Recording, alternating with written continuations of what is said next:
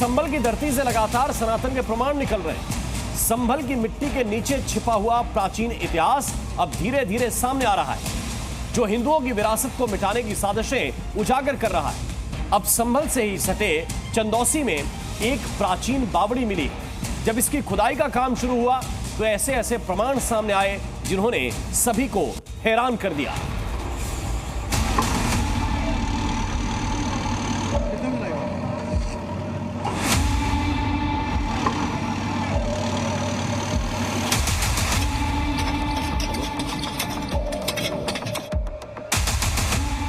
बावड़ी के नीचे दफन साजिश का सच।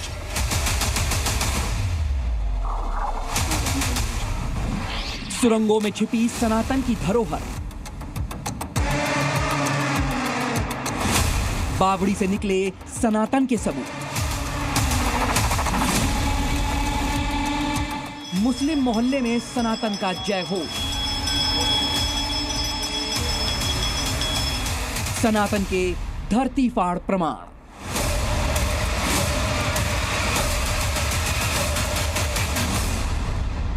ये संभल से सटे चंदौसी की धरती है, जिसने एक बार फिर से साबित कर दिया कि सत्य को दबाया नहीं जा सकता, मिटाया नहीं जा सकता। जिस बावड़ी को मिट्टी और साजिशों की परतों में दबाने का षड्यंत्र रचा गया, वहां से सनातन संस्कृति की प्राचीन गाथा गूंज उठी है। संभल में प्राचीन शिव मंदिर और कई पौराणिक कूप मिलने के बाद अब चंदौसी के मुस्लिम बहुल इलाके में जर्जर हो चुके बांके बिहारी मंदिर से महज कुछ ही दूर पर सैकड़ों साल पुरानी प्राचीन बावड़ी मिली है। आज जब योगी सरकार की देखरेख में यहां खुदाई शुरू हुई तो सनातन के अवशेष एक एक कर सामने आने लगे। आज लगभग 10 फीट तक बावड़ी की खुदाई हुई। इसके बाद जो तस्वीरें सामने आई वो देखकर सब चौंक गए। बावड़ी के चारों तरफ बने कमरों की दीवार और दरवाजे दिख रहे थे। बताया जा रहा है कि जमीन के अंदर लगभग 200 फीट से अधिक गहरे इस कुएं में 3 मंजिल तक कमरे बने हुए हैं। लक्ष्मणगंज के अंदर ये जो बावड़ी मिला है, आपको अंदर की तस्वीरें भी दिखाना चाहूँगा। कैमरामैन दीपक को कहूँगा कि वो अंदर आके दिखाए कि कितना ये गहरा ये बावड़ी है और इस बावड़ी के अंदर रूम जैसा बना हुआ है और लगातार इसकी खुदाई चल रही है। इसे मिट्टी से पाट दिया गया था, उसके बाद प्रशासन लगातार इसकी खुदाई करवा रहा है। लगभग 100 वर्ष पुराना बताया जा रहा है। जल संरक्षण के लिए बनाया जाता था। साथ ही जो कमरे मिले हैं वहां पर पूजा भी होती थी। दरअसल जहां बावड़ी मिली है वो चंदौसी का लक्ष्मणगंज इलाका है। यहीं पर 152 साल पुराना बांके बिहारी मंदिर है। सैकड़ों साल पुरानी इस बावड़ी के आसपास लगभग 35 साल पहले तक हिंदू आबादी हुआ करती थी, लेकिन मुसलमानों की आबादी तेजी से बढ़ने पर हिंदू पलायन कर गए और फिर बावड़ी के चारों तरफ मुसलमानों ने अपने मकान खड़े कर दिए। इस बावड़ी का खुलासा कैसे हुआ, अब ये जान लीजिए। सबसे पहले चंदौसी में प्राचीन बांके बिहारी मंदिर मिला, जिसके बाद राजस्व विभाग ने इस मंदिर की पड़ताल की। खंडहर हो चुके मंदिर कैंपस की साफ सफाई करवाई गई और इसी दौरान मंदिर के पास दशकों पुरानी बावड़ी मिली। सालों पुरानी बावड़ी का खुलासा होने पर उसके आसपास खुदाई कराई गई, जिसके बाद बावड़ी में कुआं और कमरे भी मिले। बताया जाता है कि जहां 25 साल पहले तक पूजा होती थी, लेकिन तेजी से डेमोग्राफी बदलने की वजह से सब कुछ बदल गया। संभल के चंदौसी में लक्ष्मणगंज का इलाका है जहां पर ये बावड़ी मिली है। काफ़ी प्राचीन बताई जा रही है और बताया 100 वर्ष पुराना होगा, लेकिन इंक्रोच कर इसे पाट दिया गया था मिट्टी से। लेकिन प्रशासन को इसकी जानकारी मिली, जिसके बाद इसकी खुदाई यहाँ पर शुरू हो गई है। तस्वीरें आप देख सकते हैं कि इस बावड़ी के अंदर जो ये शेप है वो तो 2 लेयर का शेप है। उसके बाद यहाँ पर 3 कमरा भी मिलने की बात यहाँ पर सामने आई है। अंदर की तस्वीरें आपको दिखाना चाहूँगा कि ये अंदर की ये तस्वीरें हैं जहाँ बावड़ी की खुदाई की जा रही है। और सबसे बड़ी बात है कि काफ़ी गहरा है और ये क्षेत्र काफ़ी गहरा बताया जा रहा है, जिसके अंदर पानी संरक्षण के लिए इसे रखा जाता था। इस बावड़ी की तस्वीरें दिखाना चाहूँगा कि ये बावड़ी के अंदर की तस्वीरें हैं जहाँ पर लगातार खुदाई चल रही है। चंदौसी में मुस्लिमों की घनी आबादी के बीच मिली इस बावड़ी को पाटकर उस पर प्लॉटिंग कर दी गई थी। जन सुनवाई पोर्टल पर शिकायत के बाद डीएम राजेंद्र पेंसिया के निर्देश पर जेसीबी लगवाकर बावड़ी कुएं की खुदाई कराई गई। इसे लगभग 150 से 200 वर्ष पूर्व निर्मित किया गया था। नीचे के 2 तल मार्बल के बताते हैं, ऊपर का ईंटों का अभी दिखना शुरू हो गया है। सबसे पहले ऊपर की मिट्टी हटाएंगे। अभी तो वर्तमान में जो क्षेत्रफल है उसकी हम खुदाई करेंगे और आसपास जो अतिक्रमण हो चुका है, लगभग आधा क्षेत्र 190 वर्ग मीटर का क्षेत्रफल अतिक्रमित है, उसको भी हम धीरे धीरे अतिक्रमण मुक्त कराएंगे। अब सवाल ये कि इन प्रमाणों को आखिर इतने सालों तक किसने और क्यों छुपाया। यहाँ इतिहास को तोड़ने मरोड़ने की खूब कोशिशें हुई, लेकिन योगी राज में ये साजिशें टिक नहीं सकी। योगी आदित्यनाथ की सरकार ने उन साजिशकर्ताओं को बेनकाब कर दिया है जिन्होंने सनातन धर्म को मिटाने के मंसूबे पाले थे। ये ऐलान है कि योगी सरकार में इतिहास और सनातन संस्कृति को न तोड़ने दिया जाएगा और न ही दबने। संभल से राजू राज और सुनील सिंह, जी मीडिया।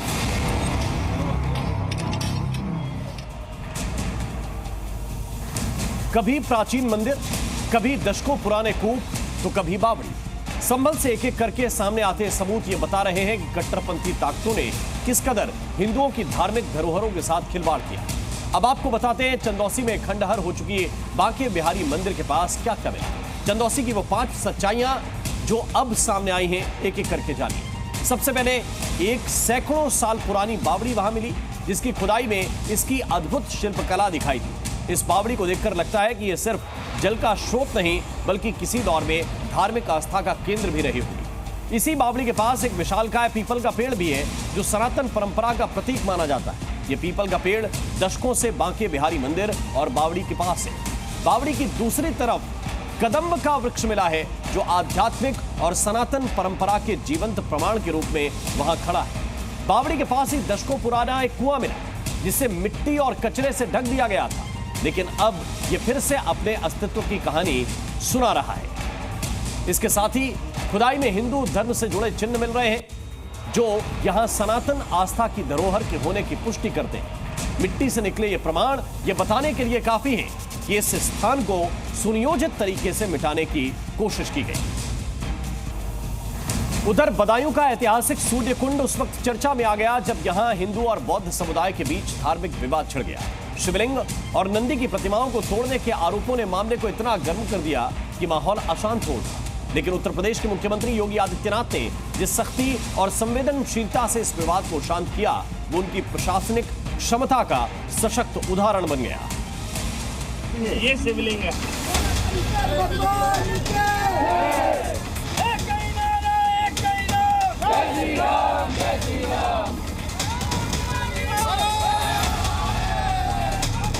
यूपी का बदायूं, जहां पिछले दिनों बौद्ध भिक्षुओं पर आरोप लगे कि उन्होंने सूर्य कुंड में शिवलिंग और नंदी की प्रतिमा को क्षतिग्रस्त कर दिया है। ये खबर आग की तरह फैली और हिंदू समुदाय में गुस्से की लहर दौड़ गई। हिंदू संगठनों ने इसके खिलाफ मोर्चा खोल दिया।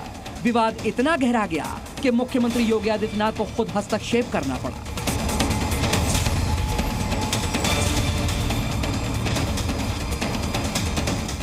सीएम योगी आदित्यनाथ ने मामले का तुरंत संज्ञान लिया और उन्होंने डीएम और पुलिस अधिकारियों को सख्त निर्देश दिए कि हालात को शांत किया जाए और किसी भी पक्ष को कानून हाथ में न लेने दिया जाए। इसके बाद डीएम दफ्तर में हिंदू और बौद्ध दोनों पक्षों को बुलाया गया।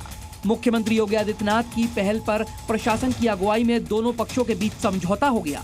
पूरा विवाद क्या है, ये समझ लीजिए। बदायूं में सूर्य कुंड पर शिवलिंग, नंदी की प्रतिमा तोड़ने के आरोप से घमासान तेज हो गया। बौद्ध भिक्षुओं पर प्रतिमाएं तोड़ने के आरोप लगे। इसको लेकर हिंदू और बौद्ध समुदाय आमने सामने आए। पुलिस ने बौद्ध भिक्षुओं को हिरासत में ले लिया। योगी की पहल पर विवाद सुलझाया गया। अब दोनों पक्ष विधिवत पूजा पाठ कर सकते हैं। ये अगर आप देखें तो ये पीपल का पेड़ है और यहीं पर आपको छोटी छोटी सी ये मूर्तियां कहें, आप शिवलिंग कहें, ये नजर आएंगी। इसको लेकर विवाद था। फिलहाल पूरी तरीके से शांति है। चाहे आप बौद्ध भिक्षुओं की बात करें, वो भी यहाँ पर सुचारू रूप से जैसे पहले रहते थे वो भी रह रहे हैं। उनका यहाँ तक कहना भी है कि जो लोग जिस तरीके से पहले पूजा करते थे, दोनों अनुयायी वैसे ही पूजा अपनी जारी रख सकते हैं। विशाल ये परिसर है, अगर आप देखें तो ऐतिहासिक इसको माना जाता है और इसको लेकर अब विवाद थमता नजर आ रहा है। हालांकि पुलिस प्रशासन का जो यहाँ डिप्लॉयमेंट है, उनका कहना है कि जिस तरीके से पहले बौद्ध भिक्षु और हिंदू धर्म के लोग पूजा अर्चना करते थे, वो सुचारू रूप से जारी रख सकते हैं। इस विवाद के बाद सूर्य कुंड पर बिगड़े हालात को शांत कराया गया।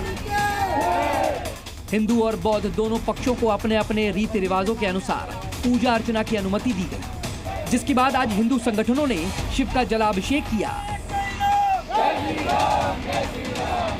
बौद्ध हों, जैन हों, ईसाई हों, कोई हो, जो यहाँ के मूल निवासी, जो भारत के मूल निवासी, हम उनको सभी को सनातनी मानते हैं। अब एक बात बताइए, ये सब जो नए 10 साल 15 साल में जो बौद्ध बन गए, वो क्या बौद्ध हो गए? यार बौद्ध तो वो हैं जो पुराने हैं। आप उन्हें देखिए, जो तिब्बत वाले बौद्ध हैं, वो भी महादेव की आराधना करते हैं। जो हमारे महात्मा बुद्ध जी थे, वो भी महादेव की आराधना करते थे। और ये लोग महादेव की मूर्तियां तोड़ रहे हैं, नए बुद्ध बन रहे हैं, घरों से मूर्तियां निकाल के फेंक रहे हैं, फोटोआं फाड़ रहे हैं। ये कहाँ के मतलब एक इंसानियत हुई? इस मामले में वहां मौजूद बौद्ध भिक्षुओं ने क्या बताया, अब ये सुन लीजिए। अब कोई ऐसा कुछ है नहीं, और यहाँ विवाद तो खासतौर से कुछ नहीं। ये चबूतरा बनाया गया, इसमें वो सर पर रहते थे, तो इसको सेटिंग कर दिया, और यहाँ पे कुछ चीज़ नहीं थी, ये ला करके लोगों ने रख दिया और अफवाह लगा दी कि यहाँ पर ये निकला है कि वो निकला। ये देख रहे हो जो, तो इसको बताया है। कोई बात नहीं, वैसे इस पीपल की सभी लोग पहले पूजा करते थे, कोई ऐसी बात नहीं। भारी पेड़ था बुद्ध काल का। पहले भी नहीं मना किया और अब भी नहीं मना करते। पहले भी मना नहीं करते, अब पूजा करते थे लोग। पत्थर रखे हुए थे इतने छोटे छोटे, तो उन पत्थरों की पूजा करते थे। ये शिवलिंग नहीं था उस समय, और हमने पहले भी विरोध नहीं किया, अब भी विरोध नहीं करते हैं। जो पूजा जैसी करते हैं, अपने अपने आस्था से जुड़े हुए हैं लोग करते हैं, लेकिन हम अपना जीवन निर्माण करने के लिए यहाँ पर रह रहे हैं, और घर पर रहेंगे तो हमारा निर्माण होगा नहीं। बदायूं में ऐतिहासिक सूर्य कुंड को लेकर शुरू हुआ विवाद फिलहाल थमता नजर आ रहा है। संवेदनशीलता को देखते हुए पुलिस का डिप्लॉयमेंट बढ़ा दिया गया है। अब यहाँ शांति बहाल है, लेकिन प्रशासन पूरी तरह से सतर्कता बरत रहा है। विवाद चाहे कितना भी गंभीर क्यों ना हो, योगी आदित्यनाथ ने यह दिखा दिया कि कानून से ऊपर कोई नहीं है। योगी की पहल में जिस तरह से दोनों पक्षों को बुलाकर विवाद शांत कराया गया, ये योगी के नेतृत्व की क्षमता और उत्तर प्रदेश में शांति बनाए रखने की प्रतिबद्धता को दर्शाता है। बदायूं से शिवम प्रताप सिंह, जी मीडिया।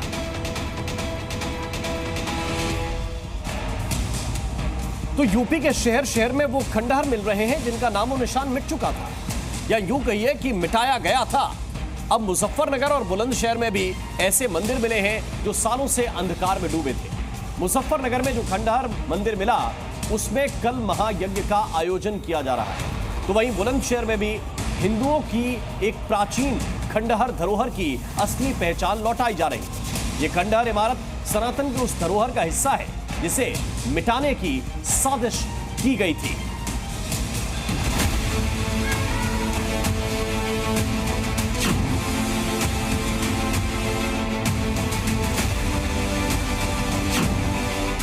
ये दो तस्वीरें देखिए, पहली मुजफ्फरनगर की है, दूसरी बुलंदशहर की।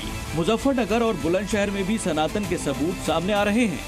ये दोनों तस्वीरें बता रही हैं कि उत्तर प्रदेश में सनातन की विरासत को मिटाने की साजिशों का जो खेल लंबे वक्त से चलता आ रहा है, उस पर अब मुख्यमंत्री योगी आदित्यनाथ एक एक करके लगाम लगा रहे हैं।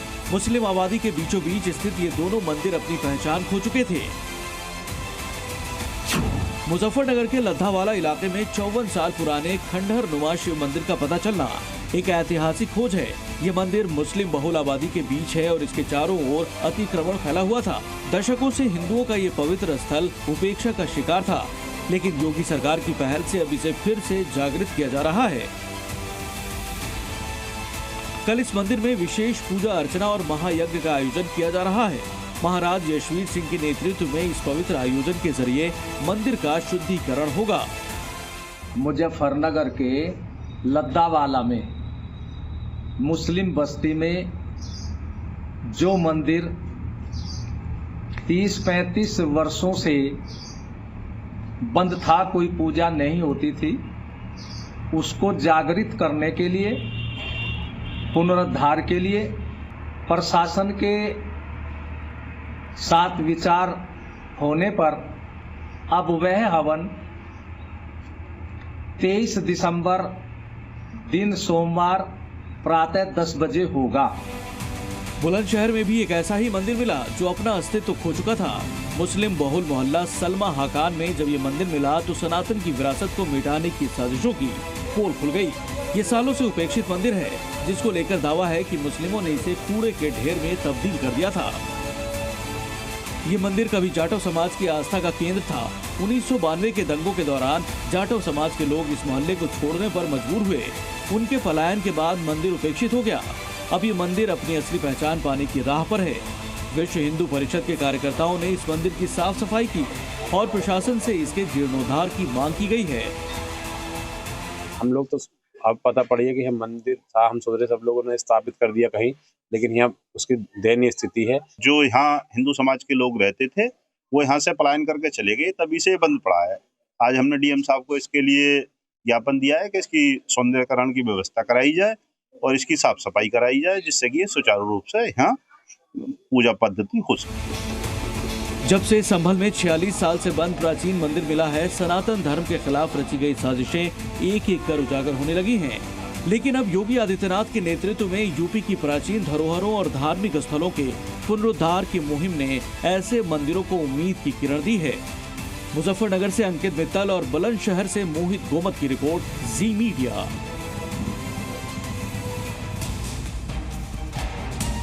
और राजनीति में अब बात करेंगे अखिलेश यादव के उस विधायक की जिसके विवादित बयान पर बवाल मच गया।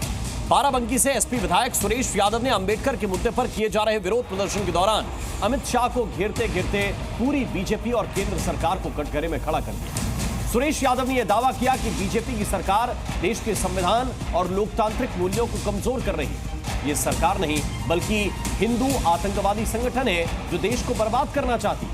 अब एसपी विधायक के इस बयान के बाद सियासी माहौल गर्मा गया।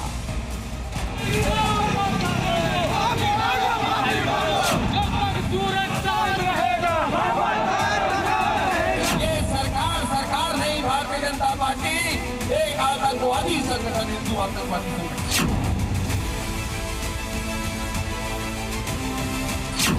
एसपी विधायक के विवादित बोल। ये सरकार नहीं, भारतीय जनता पार्टी एक आतंकवादी संगठन, हिंदू आतंकवादी संगठन। बीजेपी को बताया आतंकी संगठन।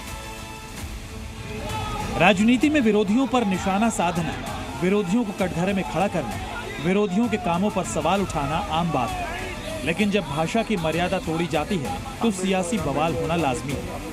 ये सरकार नहीं, भारतीय जनता पार्टी एक आतंकवादी संगठन, हिंदू आतंकवादी संगठन। बाबा साहेब आम्बेडकर पर गृह मंत्री अमित शाह के बयान का समाजवादी पार्टी यूपी के अलग अलग जिलों में प्रदर्शन के जरिए विरोध कर रही है। उनसे बयान पर माफी की मांग कर रही है। इसी कड़ी में एसपी कार्यकर्ता और नेता बाराबंकी में भी बड़ी तादाद में जुटे, जहां उन्होंने आम्बेडकर के पोस्टर लेकर नारेबाजी करते हुए अमित शाह पर निशाना साधा। लेकिन इसी बीच मंच पर माइक थामकर कार्यकर्ताओं को संबोधित कर रहे बाराबंकी से विधायक सुरेश यादव कुछ ऐसा बोल गए कि सियासी माहौल गर्मा गया। दरअसल एसपी विधायक सुरेश यादव ने बीजेपी सरकार को हिंदू आतंकवादी संगठन करार दे दिया। ये सरकार नहीं, भारतीय जनता पार्टी एक आतंकवादी संगठन, हिंदू आतंकवादी संगठन। ये पूरी तरह से पूरे देश को बर्बाद करना चाहते हैं। हमारे महापुरुषों के बारे में इतनी गलत बातें करने का काम करेंगे। समाजवादी चुप बैठने वाला नहीं है। सुरेश यादव यही नहीं रुके, उन्होंने प्रदेश की योगी सरकार पर एसपी नेताओं को जबरन परेशान करने का आरोप लगाते हुए धमकी दी कि अगर इसे रोका नहीं गया तो वो आग लगा देंगे। हमने कहा था, अधिकारियों ने हमसे फोन किया था, हमने कहा था बड़ी शालीनता से हम लोग प्रदर्शन करने का काम, ज्ञापन देने का काम करेंगे, लेकिन हमारे कार्यकर्ताओं को रास्ते में छेड़ने का काम करोगे तो मैं खुले मन से कह रहा हूं कि आग लगाने का काम मैं कर दूंगा प्रशासन के पीछे।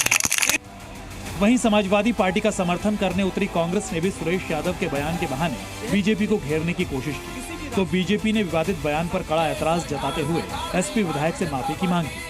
जहर की खेती करना किसी भी राष्ट्रद्रोह से कम नहीं है। सांप्रदायिकता की फसल को लहलहा करके काटना वोटों के लिए धर्म का इस्तेमाल करना, हिंदू मुसलमान करना, ये तो सीधे सीधे से नफरत की दुकान चलाना हुआ। हिंदू आतंकवाद बात करना ये बेहद दुर्भाग्यपूर्ण है। इसके लिए माफी मांगनी चाहिए, अखिलेश यादव को माफी मांगनी चाहिए। ऐसा नहीं है कि किसी नेता ने पहली बार कोई विवादित बयान दिया हो, पहले भी पीएम से लेकर सीएम के खिलाफ विवादित बयानबाजी हो चुकी है। लेकिन इस बार सीधे सीधे जिस तरह से केंद्र सरकार को आतंकवादी संगठन करार दिया गया, उस पर सवाल उठना और बवाल होना लाजमी है। नितिन श्रीवास्तव, बाराबंकी, जी मीडिया। और उधर पुष्पा 2 की स्क्रीनिंग के दौरान मची भगदड़ के मामले में भी सियासत तेज हो गई है। इस मुद्दे की गूंज तेलंगाना विधानसभा में भी सुनाई दी। कल AIMIM विधायक अकबरुद्दीन ओवैसी ने भगदड़ के मुद्दे को विधानसभा में उठाया और फिल्म के हीरो अल्लू अर्जुन पर गंभीर आरोप लगाए, जिसके बाद विवाद बढ़ गया और अल्लू अर्जुन ने भी प्रेस कॉन्फ्रेंस कर सफाई दी।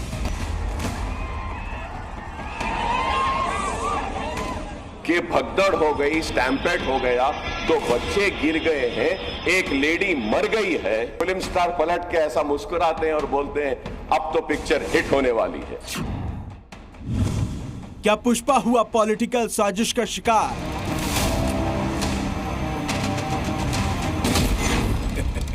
पुष्पा। अकबरुद्दीन ओवैसी का वार, अल्लू अर्जुन का पलटवार। प्लीज डोंट जज me, please don't have character assassination on me. Silver screen पर पुष्पा 2 का क्रेज फायर नहीं, वाइल्ड फायर की तरफ फैलता गया। साउथ के आइकॉन स्टार अल्लू अर्जुन का नया शाकाहार बॉक्स ऑफिस पर रिकॉर्ड बना रहा है और यही बात हैदराबाद के भाईजान को चुभ गई। छोटे ओवैसी ने पुष्पा 2 की कमाई को कुछ दिन पहले हैदराबाद में हुई भगदड़ से जोड़ दिया और अल्लू अर्जुन पर सियासी तीर छोड़ दिए। सबसे पहले सुनिए अकबरुद्दीन ओवैसी ने तेलंगाना विधानसभा में अल्लू अर्जुन की फिल्म पर क्या कहा। गड़बड़ हुई, उसके बाद पुलिस वाले आकर बोले कि भगदड़ हो गई, स्टैम्पेड हो गया, 2 बच्चे गिर गए हैं, एक लेडी मर गई है। तो उसके बाद में वो फिल्म स्टार पलट के ऐसा मुस्कुराते हैं और बोलते हैं अब तो पिक्चर हिट होने वाली है। और जो लोग बोल रहे हैं कि वेव कर लेते गए, सर 1-2 बच्चे स्टैम्पेड में आ गए, एक औरत मर गई, उसके बाद भी वहीं पर बैठकर पूरा पिक्चर देखे। फिल्म की कमाई को भगदड़ से जोड़ा गया तो पुष्पा का पारा हाई हो गया। उन्होंने प्रेस कॉन्फ्रेंस कर इन आरोपों को बेबुनियाद बताया और अपना कैरेक्टर एसेसिनेशन करने वालों को नसीहत भी दे डाली। There's a lot of misinformation, there's a lot of false allegation, and there's a lot of communication gaps and thinking that, and there are a lot of misquotations which I have not said. It is just to clear that I have not said anything like that. Please don't judge me. Please don't have character assassination on me. Please, it's my kind request. I am not that kind of a person. I've been here for 20 years. Earn this respect after 21, 22 years of work, and overnight when it's sabotaged, it really hurts. दरअसल अल्लू अर्जुन 20 साल से film industry से जुड़े हैं और इस लंबे career में पहली बार ऐसा हुआ कि उन्हें जेल तक जाना पड़ गया। हालांकि सोशल मीडिया में भी इस पूरे प्रकरण को पब्लिसिटी और पॉलिटिक्स से प्रेरित बताया गया। वहीं अल्लू अर्जुन से जुड़े ओवैसी के आरोप पर तेलंगाना के सीएम रेवंत रेड्डी ने भी अपना पक्ष रखा है। एक्स रोड से पहले, थिएटर से बहुत पहले वो रूफटॉप ओपन कर देके पूरा रोड शो किए। जब ये रोड शो में वो अंदर जा रहे थे एकदम रैंपेड, मतलब इतना ये हो गया। पुलिस वाले बाद में हमारे ऑफिसर्स मुझे आके वीडियोस दिखाए, वो समय पर इतना ये हो गया, हजारों लोग इकट्ठा होकर वहां पर मैड, मतलब ऐसा ये है एक सिचुएशन, मैं बोल भी नहीं सकता हूँ, वो ऐसा माहौल बन गया। कुल मिलाकर पुष्पा का पावर हर तरफ नजर आ रहा है, चाहे वो सिल्वर स्क्रीन हो या सियासी मैदान। ब्यूरो रिपोर्ट, जी मीडिया। और राजनीति में बात देश की राजधानी दिल्ली की, जहां चुनाव करीब आते ही एक बार फिर उपराज्यपाल वर्सेस आम आदमी पार्टी की लड़ाई तेज होती नजर आ रही है। एलजी वीके सक्सेना ने दिल्ली के कुछ इलाकों का दौरा कर ऐसी तस्वीरें शेयर की जिसमें गंदगी का अंबार नजर आया, मूलभूत सुविधाओं की कमी देखी गई, जिस पर एलजी ने आम आदमी पार्टी को घेरा तो केजरीवाल ने भी इसका जवाब दिया और कुछ ही देर के बाद सीएम आतिशी भी उसी इलाके में लोगों से मिलती नजर आई।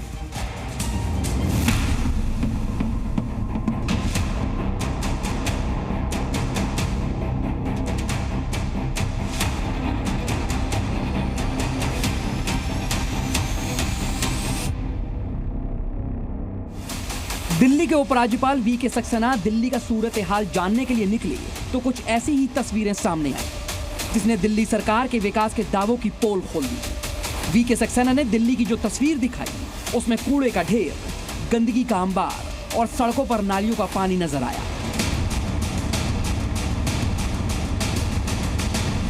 दिल्ली में चुनाव नजदीक आते ही केजरीवाल और उपराज्यपाल की पुरानी टक्कर का नया चैप्टर शुरू हो गया है। इसी कड़ी में आज उपराज्यपाल वीके सक्सेना दिल्ली के रंगपुरी पहाड़ी और कापासेड़ा इलाके में सांसद रामवीर सिंह बिदूड़ी के साथ पहुंचे। उसके बाद उपराज्यपाल ने दिल्ली में बदहाली का वीडियो सोशल मीडिया पर शेयर करते हुए लिखा, राजधानी में लाखों लोगों की बेबसी और दयनीय जीवन को कल फिर से देखना बेहद निराशाजनक और परेशान करने वाला रहा।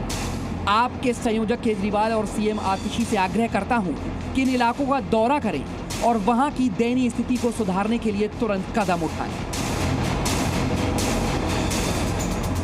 उपराज्यपाल ने दिल्ली की डर्टी पिक्चर दिखाई तो सफाई देने खुद अरविंद केजरीवाल सामने आए और एलजी का शुक्रिया अदा करते हुए दावा किया कि उन्होंने जो कमियां बताई उसे दूर किया जाएगा। मैं एलजी साहब का बहुत बहुत तहे दिल से शुक्रिया अदा करना चाहता हूं। उन्होंने जो कमियां निकाली हैं उन सारी कमियों को हम दूर करेंगे। वो जहां जहां जाके, मुझे याद है वो नांगलोई मुंडका रोड पे गए थे, उन्होंने कहा था वहाँ पे गड्ढे हैं, वो सड़क बननी चालू हो गई है। वो सड़क हम बनवा रहे हैं और थोड़े दिन के अंदर दिल्ली की सीएम आतिशी जी आके उसका उद्घाटन भी करेंगी। आपके संयोजक और पूर्व सीएम केजरीवाल ने बयान दिया तो मौजूदा मुख्यमंत्री आतिशी फौरन मौके पर रवाना हो गई। आतिशी ने रंगपुर पहाड़ी इलाके में एलजी वीके सक्सेना की बताई जगह का दौरा किया और लोगों की परेशानियां सुनी। हमारे यहाँ इंदर कैंप का कहीं नाम नहीं था। मैं तो एलजी साहब को कहूंगी कि उनको दिल्ली में कहीं पर भी कोई समस्या परेशानी दिखे तो वो बताएं। दिल्ली सरकार, आम आदमी पार्टी की सरकार दिल्ली वालों की हर समस्या का समाधान करेगी, चाहे वो छोटी से छोटी समस्या हो या बड़ी से बड़ी समस्या हो।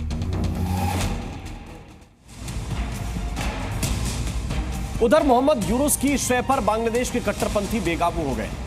बांग्लादेशी जमात के लोगों ने मंदिर में घुसकर पुजारी की पीट कर हत्या कर दी। साथ ही कट्टरपंथियों ने मंदिर से लाखों का चढ़ावा, देवताओं के गहने और दान पेटी से कैश लूट लिया। बांग्लादेश में हिंदुओं पर बेइंतहा जुल्म की दिल दहलाने वाली ये रिपोर्ट आप देखिए। बांग्लादेश में आखिर कब रुकेगा हिंदुओं पर जुल्म? पहले खुलेआम हिंदुओं पर हमला, अब दिन दहाड़े हत्या। बांग्लादेश से पहले हिंदुओं को धमकाने और मारने पीटने की खबरें आती थी, लेकिन अब हिंदुओं पर जुल्म की इंतहा हो गई। बेलगाम कट्टरपंथी चुन चुनकर हिंदुओं को टारगेट कर रहे हैं। बांग्लादेश के नाटोरा से हिंदुओं पर जुल्म की बेहद हैरान और परेशान करने वाली खबर आई है। यहाँ केंद्रीय शमशान घाट मंदिर में कट्टरपंथियों ने पुजारी की हत्या कर दी। 45 साल के पुजारी तरुण दास नाटोरा के ही अलाईपुर के रहने वाले थे। तरुण दास ने 24 साल तक इसी मंदिर में सेवा की। ये तस्वीर बांग्लादेश के हिंदुओं की बेबसी की है। अब बांग्लादेश में कहीं भी हिंदू सुरक्षित नहीं, ना घरों में हिंदू महफूज हैं, ना हिंदुओं के देवी देवता सुरक्षित हैं। जिहादियों ने मंदिर की दानपेटी और भंडार को भी लूट लिया। मंदिर के पैसे, पीतल के बर्तन सब लूट लिए। बांग्लादेश में हिंदुओं पर ऐसे हमले हर दिन हो रहे हैं और पुलिस कुछ नहीं कर रही है। हिंदू मंदिर के पुजारी की हत्या के बाद राजशाही से सीआईडी और पुलिस की टीम मौके पर पहुंची। जरा सोचिए, जिहादियों ने रात के अंधेरे में यहां धावा बोलकर पुजारी की हत्या कर दी, जबकि पुलिस के मुताबिक पुजारी तरुण दास बीमार थे। यहां विचलित करने वाली बात यह है कि बीमार देखकर भी कट्टरपंथियों ने पुजारी पर कोई रहम नहीं दिखाया और उनकी निर्ममता से हत्या कर दी। पुजारी के शव को देखकर ही समझ आता है कि कितनी बर्बरता के साथ उनकी हत्या की गई। हत्या करने से पहले उनके हाथ पैर भी बांध दिए गए।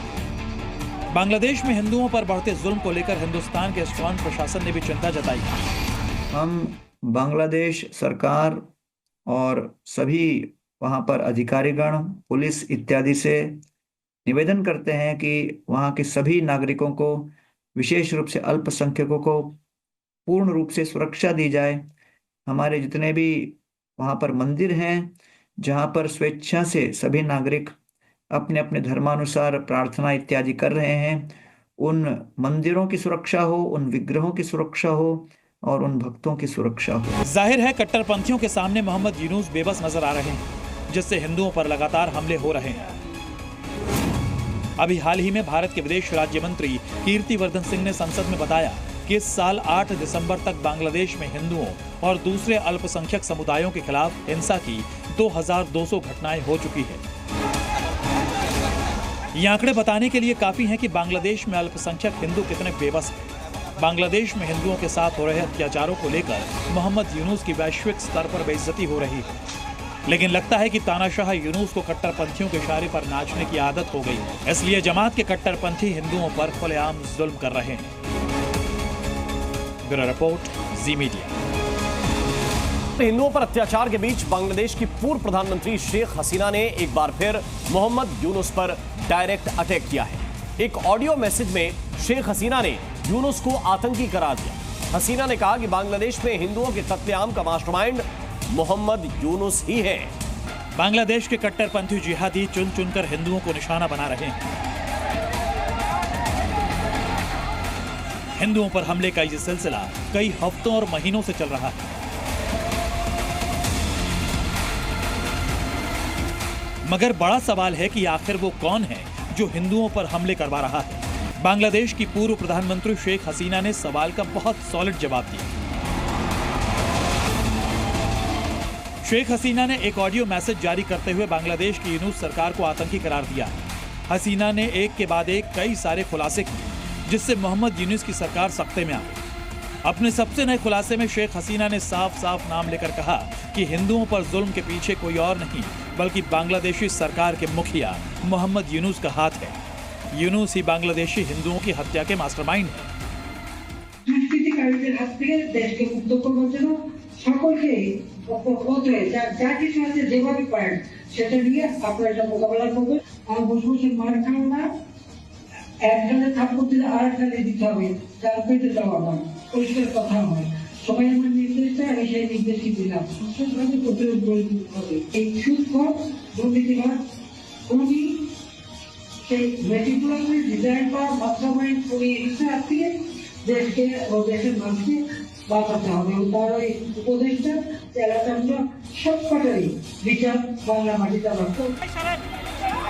यूनुस पर डायरेक्ट अटैक करते हुए शेख हसीना ने बांग्लादेशी अवाम से भी अपील की है।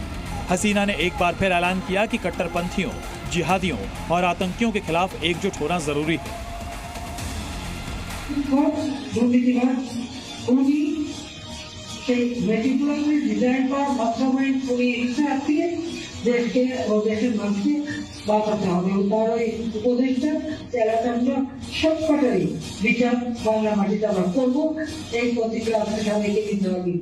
जिहादियों को हिंदुओं पर जुल्म करने की शह देकर बांग्लादेश की यूनुस सरकार लंबे समय तक सत्ता में रहने की फिराक में है। अब तक ना तो चुनाव की तारीखों का ऐलान हुआ है, न ही इसकी कोई योजना यूनुस सरकार ने लोगों को बताई है। सरकार का सारा ध्यान शायद हिंदुओं के दमन और अत्याचार पर टिका है। इसलिए यूनुस सरकार ने कट्टरपंथियों को खुली छूट दे रखी है कि हर हिंदू का दमन करो, चाहे वो कोई भी हो, किसी भी वर्ग और समाज का हो। यकीन ना हो तो हिंदुओं पर जुल्म की ये ताज़ा तस्वीर देखिए। ये कोई चिट्ठी नहीं बल्कि बांग्लादेश की यूनिवर्सिटी के वाइस चांसलर का इस्तीफा है, जो बदकिस्मती से बांग्लादेश में हिंदू है। इनका नाम है प्रोफेसर सुवामोय दत्ता, जो कि ढाका की प्राइम एशिया यूनिवर्सिटी के वाइस चांसलर थे। उनका इस्तीफा कोई निजी फैसला नहीं है, बल्कि ये फैसला उन्होंने कट्टरपंथियों के दबाव में लिया। बांग्लादेश में ही ऐसे कई टीचर, प्रोफेसर, पत्रकार को चुन चुन कर इस्लामिक कट्टरपंथी टारगेट कर रहे हैं। उन्हें या तो इस्तीफा देने को मजबूर कर रहे हैं या उन पर अटैक कर रहे हैं ताकि वो डर से इस्तीफा दे दें। बांग्लादेश की गलियों में हिंदुओं का कत्लेआम अब सामान्य सी बात होकर रह गई है। जमात के गुंडे चुन चुनकर हिंदुओं पर हमले कर रहे हैं, घरों और मंदिरों को टारगेट किया जा रहा है और जिहाद समर्थित यूनुस सरकार चुपचाप तमाशा देख रही है। लेकिन शेख हसीना के खुलासों से साफ है कि हिंदू हत्या के mastermind Mohammad Yunus dirty game खेल रहे हैं और हिंदुओं को निशाना बनाने वालों को जानबूझकर शह दे रहे हैं। ब्यूरो रिपोर्ट, जी मीडिया। और आइए बांग्लादेश के बाद अब रुख करते हैं सीरिया का, जहां असद के तख्तापलट के बाद सीरिया के दमिश्क समेत कई बड़े शहरों पर सीरियाई विद्रोहियों का कब्जा हो चुका है। इस बीच विद्रोहियों के खिलाफ इजरायली सेना का अटैक भी चल रहा है और इसीलिए सीरिया में फिलहाल कहीं जश्न तो कहीं पर जंग की तस्वीरें दिखाई दे रही हैं। सीरिया से इस वक्त दो तरह की तस्वीरें सामने आ रही हैं। एक तस्वीर में इजरायली आर्मी विरोधी गुटों को कुचलने में अमेरिका के साथ जुटी हुई है, तो दूसरी ओर नई सरकार के समर्थन में नाच गाना हो रहा है, जश्न मनाया जा रहा है। विद्रोहियों की नई हुकूमत के स्वागत और बशर अल असद की सरकार के तख्ता पलट की खुशी में सीरियाई नागरिक दमिश्क की सड़कों पर उतरे हुए हैं।